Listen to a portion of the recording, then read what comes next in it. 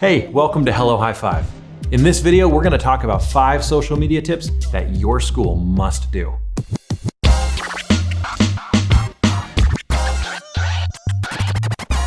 Number 1, always post on Tuesday. Statistically, people are most active online on Tuesdays. Really? Yeah, it's true. If you check website analytics across the board, this is almost always the case, certainly with social media.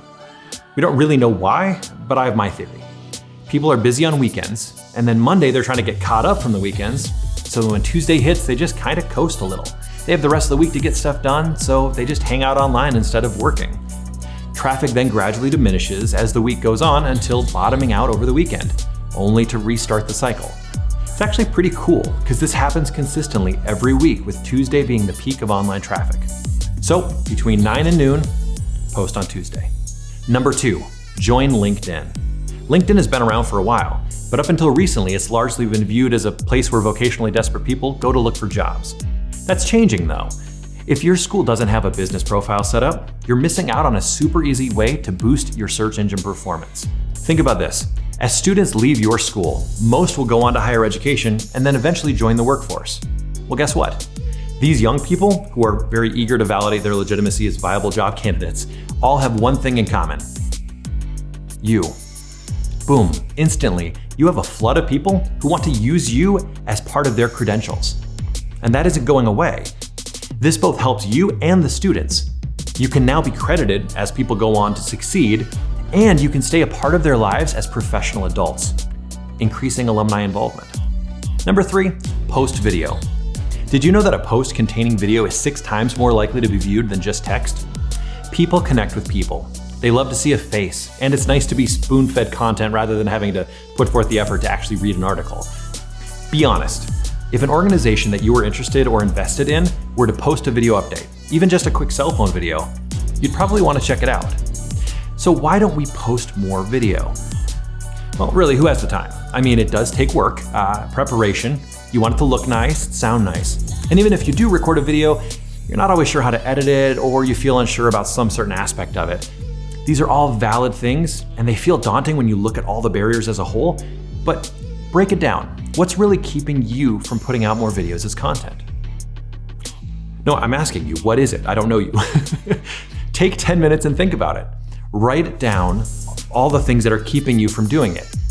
If you identify these barriers and knock them down one at a time, you may find ways to overcome them.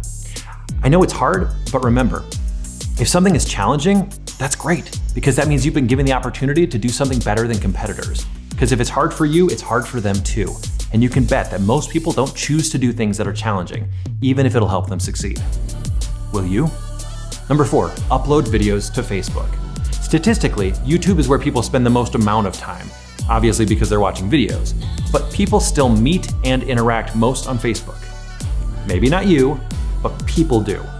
My approach is to go where people are. Don't force them to come to you, you go to them. You're not likely putting out enough video content to have a super active YouTube channel, so use that to host your videos for embedding on the website. But if you're posting a video to Facebook, upload directly there. Do not share a YouTube link on Facebook. By uploading to Facebook, your video will automatically start to play as people scroll to it, increasing retention.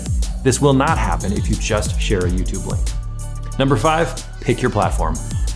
With a flood of new platforms always popping up, it can be tempting to jump on Snapchat, Marco Polo an event, or create an Instagram, and then realize it's 11:30 and you've got nothing done all morning.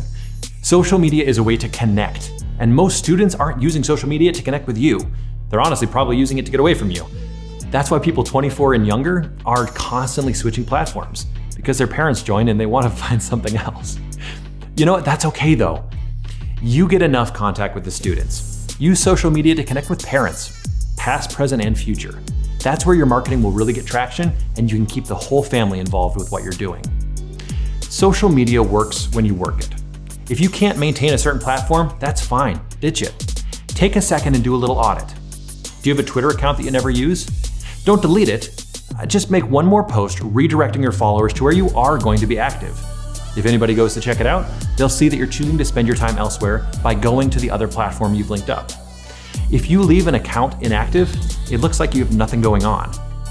Remember, social media account with no activity is worse than no account at all. If you're in charge of your school social media accounts, I say commit to 1 or 2 and then rock it. Don't beat yourself up over what you're not doing. You can't be everywhere. How about you? What social media tips and tricks have you found helpful? Take a second and join our Hello High Five community page on Facebook. We would love to hear from you. Until next time, I'm Adam Everett Miller with Hello High Five.